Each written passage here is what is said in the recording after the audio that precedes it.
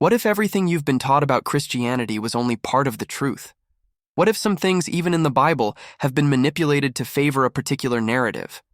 What if the very foundation of your faith has been shaped by a hidden history? In this video, we're going to uncover secrets that have been concealed for centuries. We'll explore one of the oldest and most complete versions of the Bible in the world, the Ethiopian Orthodox Bible. This ancient text contains books that were left out of the Bible most of us know today, and among these hidden books is the Book of Enoch, a fascinating and mysterious text that holds the keys to understanding the end times, angels, and the fate of the world. But what if I told you that the end of the world might be closer than you think, that the truth about our future has been right in front of us all along, hidden in plain sight?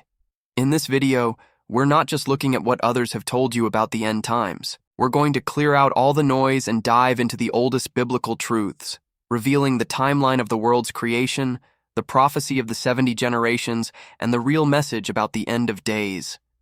Stay with me, because what you're about to hear could change everything you thought you knew about Christianity and the Bible. The Ethiopian Orthodox Church holds a unique understanding of the world's timeline, one that stretches far beyond what most Western traditions teach. According to their teachings, the world will come to an end in 8,000 years from its creation. This isn't just an abstract idea. It's a belief deeply rooted in ancient texts and supported by early Christian scholars. The concept of the 8,000 years comes from several sources, including ancient books like the Book of Enoch, the Maccabees, and other texts that were part of the ancient Christian tradition.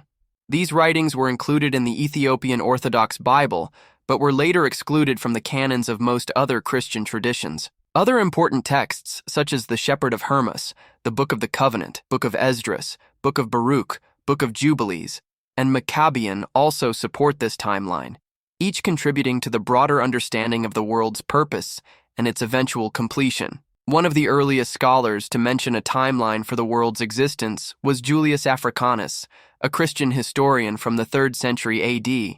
He is one of the first to explicitly state that the world's history spans 6,000 years, with the final 1,000 years representing a time of rest and judgment. This idea of a 6,000-year period followed by a 1,000-year Sabbath or millennial reign was influential in shaping early Christian eschatology. Other early Christian thinkers like Irenaeus and Eusebius also explored the concept of a set time for the world, though their interpretations varied. Still, the core idea remained consistent. The world has a purpose, and it will reach its completion at a predetermined moment in history.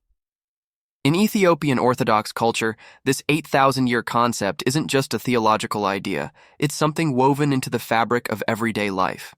If a child is being particularly troublesome, you might hear a parent or grandparent say, "the 8,000th child."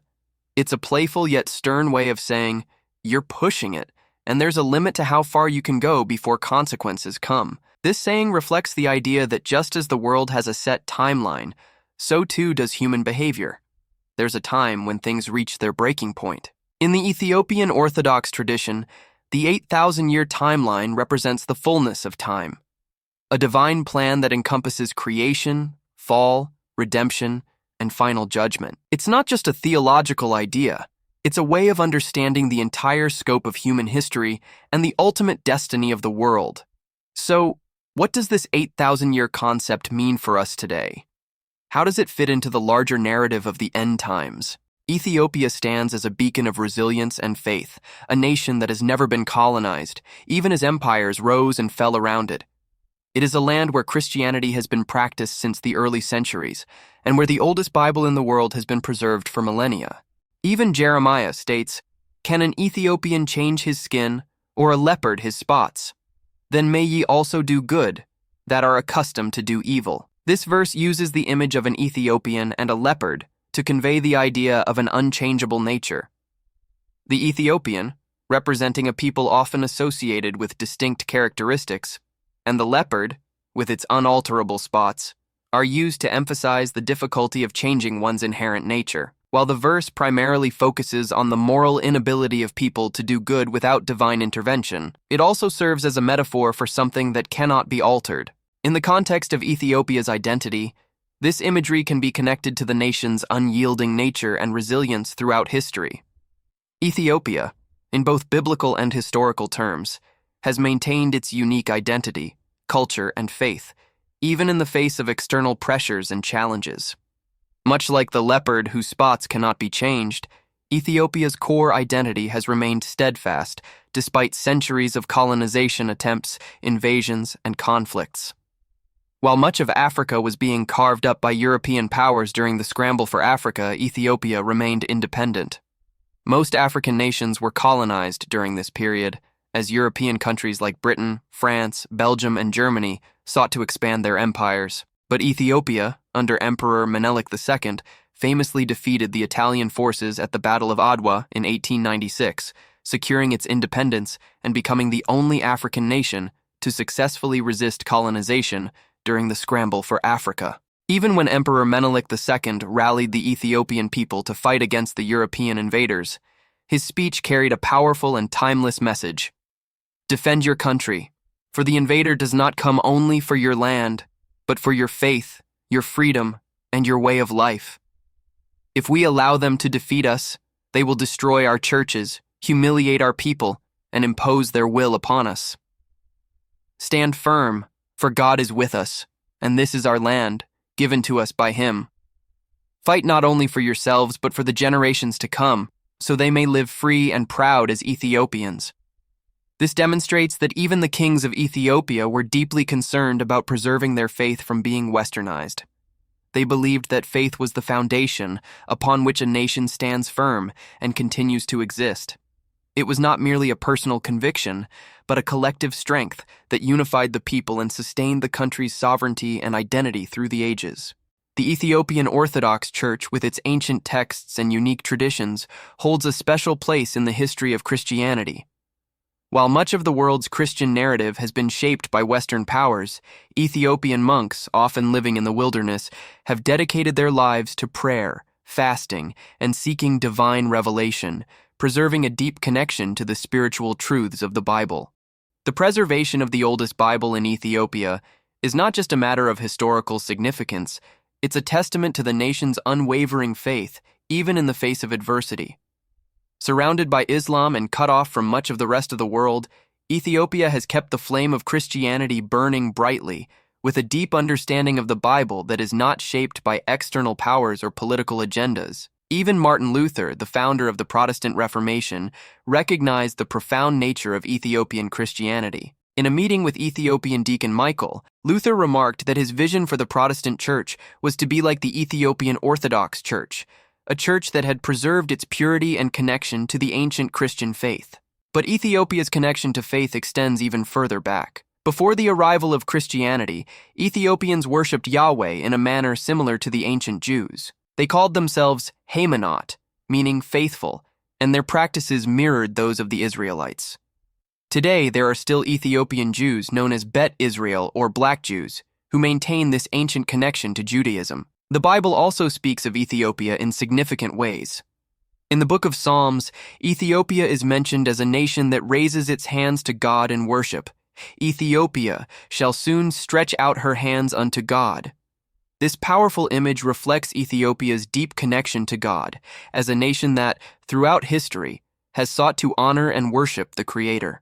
One of the most profound biblical references to Ethiopia is found in the story of the Ethiopian eunuch, who is mentioned in the New Testament. In Acts, the Apostle Philip encounters the eunuch, a high-ranking official in the court of the Queen of Ethiopia.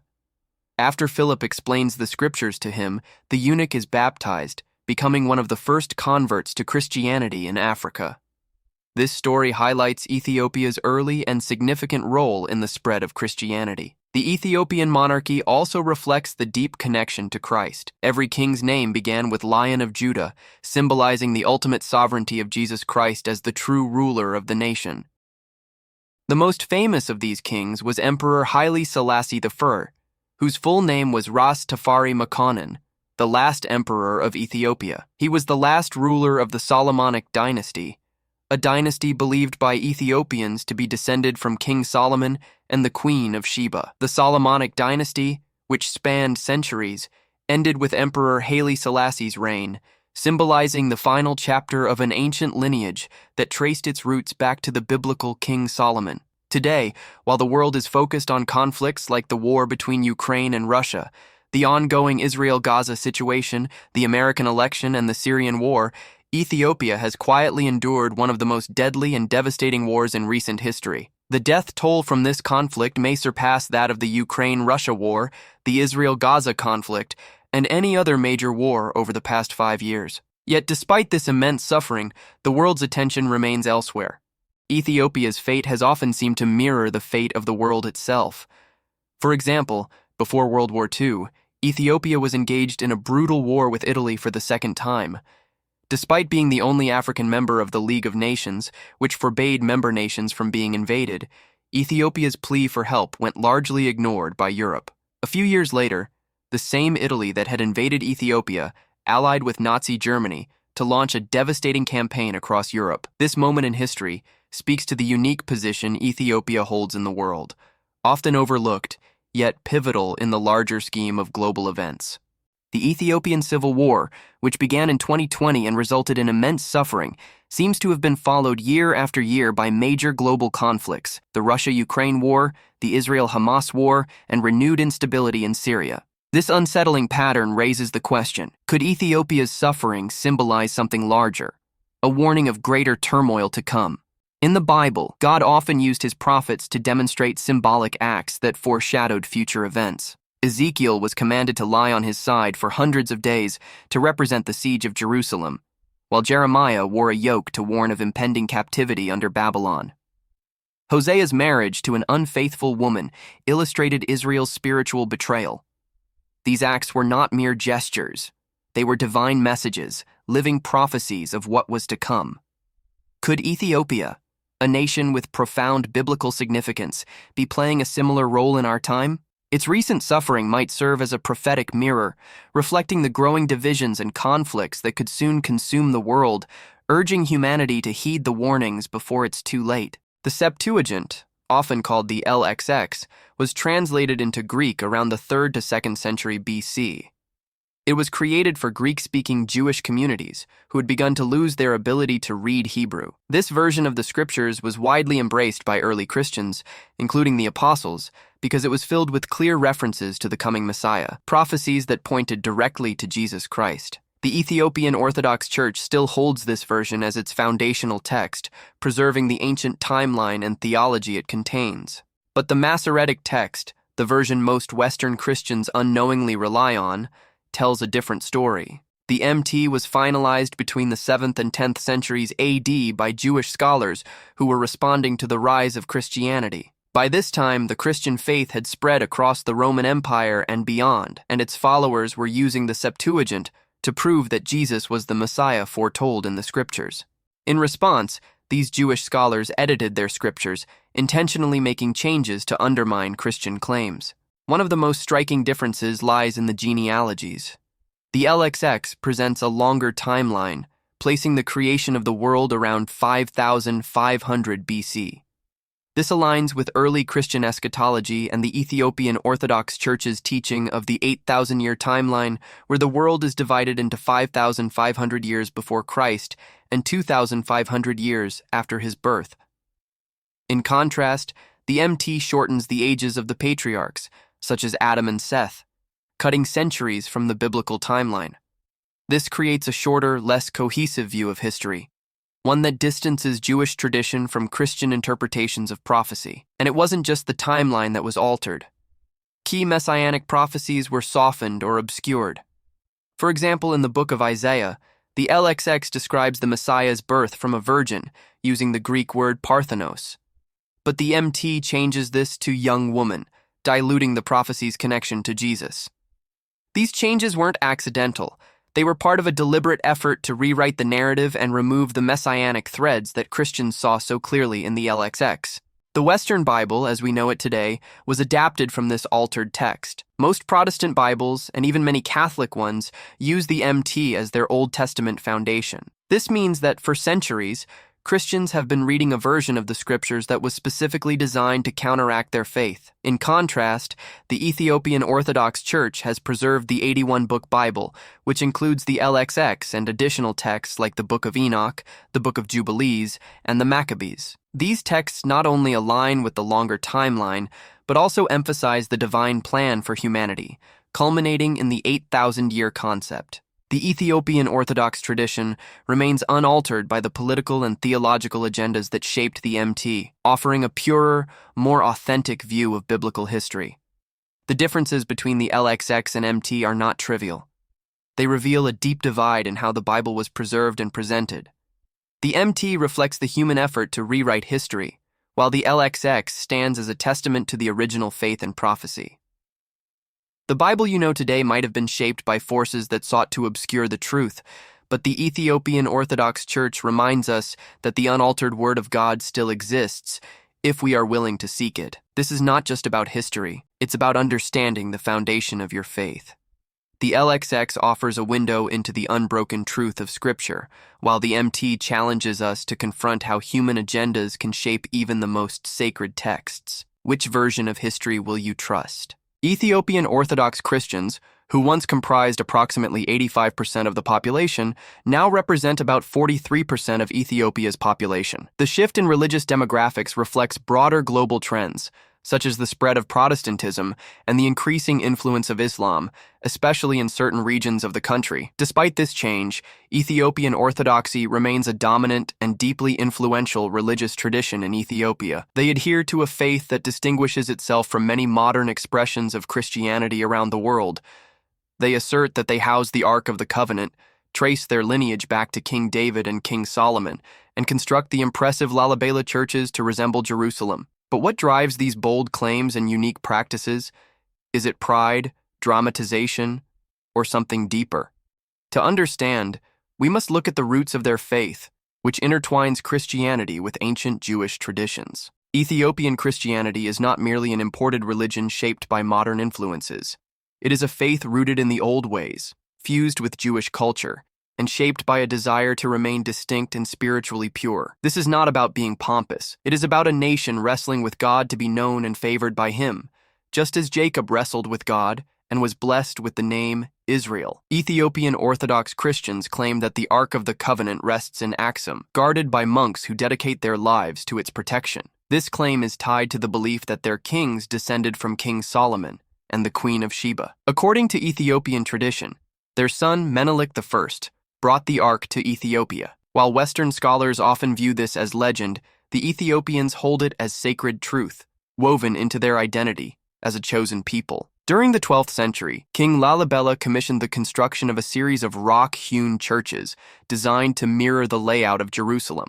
This was not an act of imitation, but of devotion. At a time when the pilgrimage to Jerusalem was dangerous and difficult, Lalibela sought to bring the holy city to his people, creating a space where they could connect directly with God. One might ask why Ethiopian Orthodox Christians strive so hard to isolate themselves and preserve these ancient traditions. The answer lies in their spiritual struggle to be favored by God.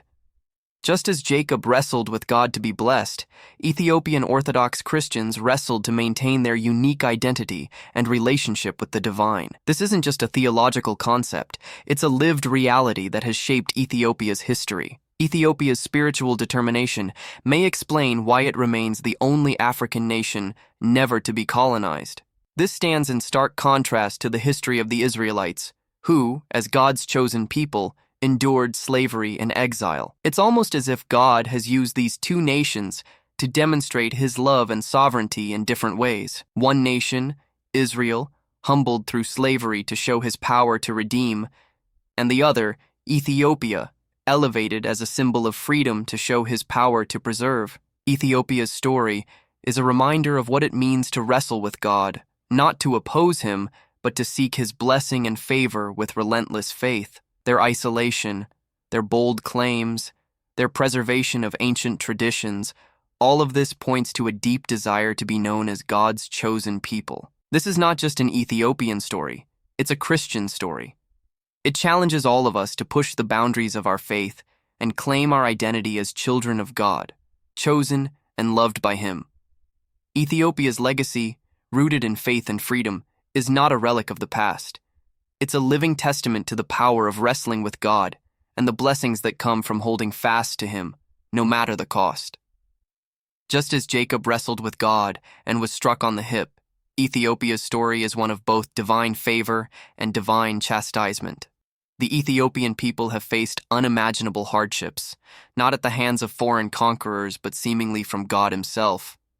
Famines, droughts, and internal strife have scarred the nation so deeply that the Western world has branded them as the hungry children of Ethiopia in the late 80s and early 90s. This branding is not just a reflection of suffering, it is a reminder that Ethiopia, like all nations, is not perfect. They have sinned, and their transgressions have not gone unnoticed by God.